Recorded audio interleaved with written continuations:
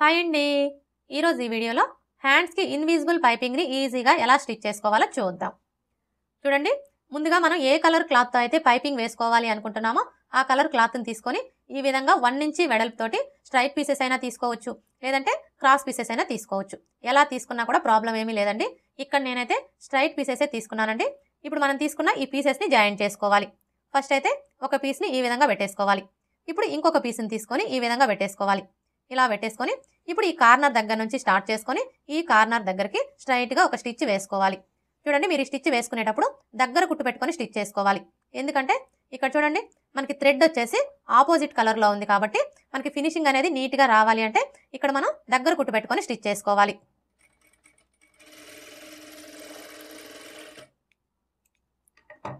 చూసారా, ఈ విధంగా దగ్గర కుట్టు పెట్టుకొని స్టిచ్ చేసుకున్నాము అంటే మనకి థ్రెడ్ అనేది యువతల వైపుకి కనిపించదనమాట. ఇలా స్టిచ్ చేసుకున్న తర్వాత ఇప్పుడు ఖర్చు కోసం 1/4 ఇంచ్ ఉండేలా చూసుకొని ఇలా కట్ చేసుకోవాలి.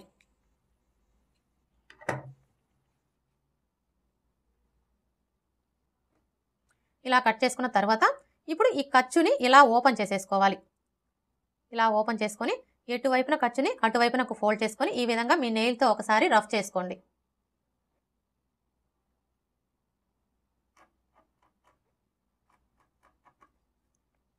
ఇలా రెడీ చేసుకున్న తర్వాత ఇప్పుడు పైపింగ్ని రెడీ చేసుకోవాలి.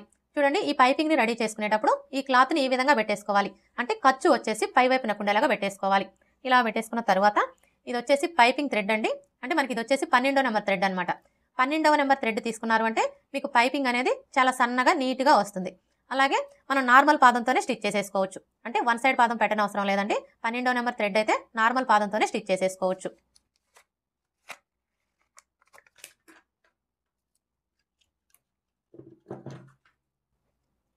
ఇప్పుడు ఈ థ్రెడ్ని క్లాత్కి మధ్యలో ఈ విధంగా పెట్టేసుకొని ఇలా ఫోల్డ్ చేసుకోవాలి. ఇలా ఫోల్డ్ చేసుకొని థ్రెడ్ పక్కనే ఒక స్టిచ్ వేసుకోవాలి. చూడండి, మీరు ఇలా స్టిచ్ చేసుకునేటప్పుడు క్లాత్ని కొంచెం ఇలా లాగుతూ స్టిచ్ చేసుకోండి. ఇలా స్టిచ్ చేసుకోవడం వల్ల మనకి ఈ పైపింగ్ అనేది ఎక్కడా కూడా లూజ్ రాకుండా స్టిఫ్గా నీట్గా వస్తుంది.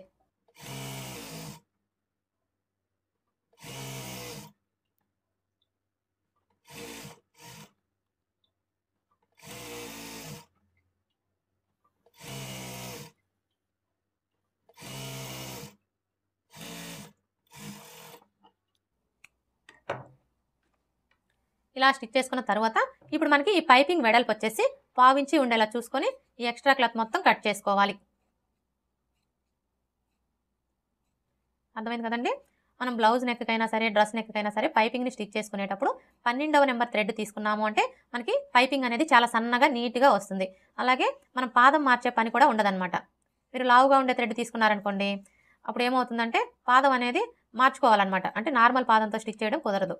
వన్ సైడ్ పాదం అనేది ఖచ్చితంగా సెట్ చేసుకోవాలి. ప్రతిసారి మనం వన్ సైడ్ పాదాన్ని సెట్ చేసుకుంటూ స్టిచ్ చేయాలి అంటే మనకి టైం అనేది చాలా వేస్ట్ అయిపోతుంది.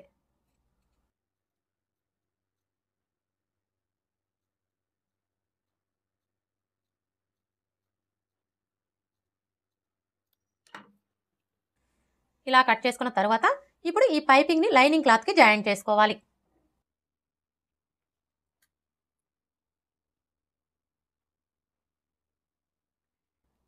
చూడండి, ఫస్ట్ అయితే ఒక హ్యాండ్ని తీసుకొని ఈ విధంగా పెట్టేసుకోవాలి.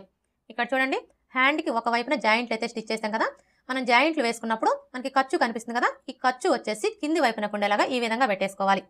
ఇలా పెట్టేసుకొని ఇప్పుడు మనం రెడీ చేసుకున్న ఈ పైపింగ్ని తీసుకొని ఇక్కడ నుంచి ఈ విధంగా పెట్టేసుకొని పైపింగ్ పక్కనే స్టిచ్ చేసుకోవాలి. ఎక్కడ కూడా మనకి స్టిచ్ అనేది థ్రెడ్ మీద పడకుండా థ్రెడ్ పక్కనే పడేలాగా స్టిచ్ చేసుకోవాలి.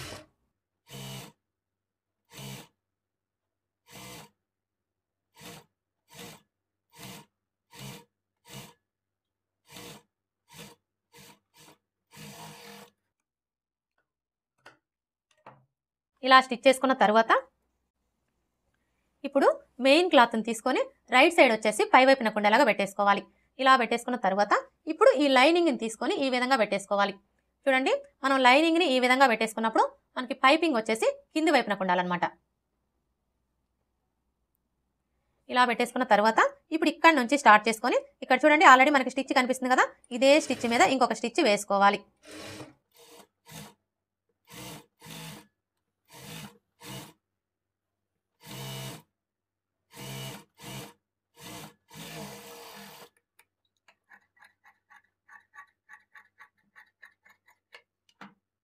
ఇలా స్టిచ్ చేసుకున్న తర్వాత ఇప్పుడు ఈ లైనింగ్ని ఇలా ఫోల్డ్ చేసుకొని ఇంకొక స్టిచ్ వేసుకోవాలి.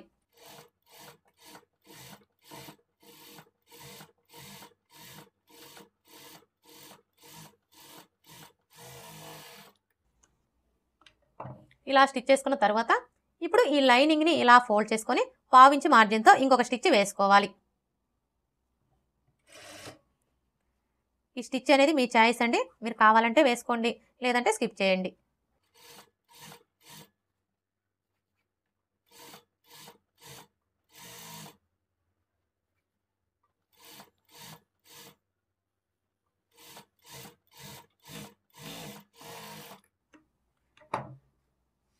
ఇలా స్టిచ్ చేసుకున్న తర్వాత ఇప్పుడు ఈ లైనింగ్ చుట్టూ కూడా ఒక స్టిచ్ వేసుకొని ఈ ఎక్స్ట్రా క్లాత్ మొత్తం కట్ చేసుకోవాలి.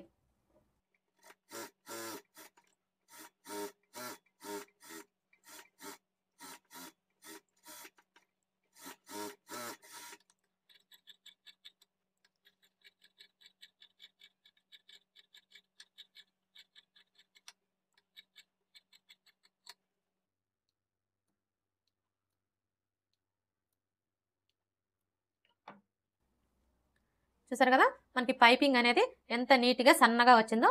ఇదే విధంగా మనం రెండో హ్యాండ్ని కూడా స్టిచ్ చేసుకోవాలి. రెండో హ్యాండ్ని స్టిచ్ చేసుకునేటప్పుడు కూడా ఈ ఖర్చు అనేది కింది వైపునకు ఉండేలాగా చూసుకొని ఈ పైపింగ్ని జాయింట్ చేసుకోవాలి.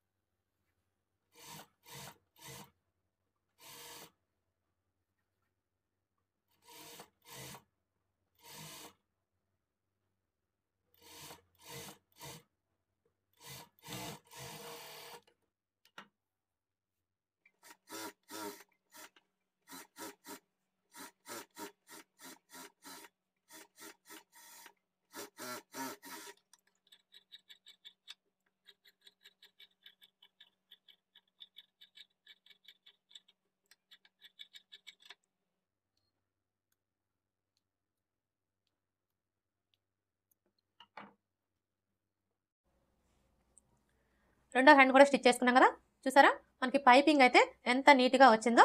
ఈ విధంగా స్టిచ్ చేసుకోవడం వల్ల మనకి పైపింగ్ క్లాత్ అనేది బయటికి కనిపించకుండా ఫినిషింగ్ అయితే చాలా అంటే చాలా నీట్గా వస్తుంది. అలాగే మనం కస్టమర్ బ్లౌజెస్కి ఇలా స్టిచ్ చేసాము అంటే అమౌంట్ కూడా ఎక్కువ తీసుకోవచ్చు. ఓకే ఫ్రెండ్స్, ఈ వీడియో కనుక మీకు నచ్చినట్లయితే లైక్ చేయండి, షేర్ చేయండి, అలాగే సబ్స్క్రైబ్ చేసుకోండి. Thanks for watching.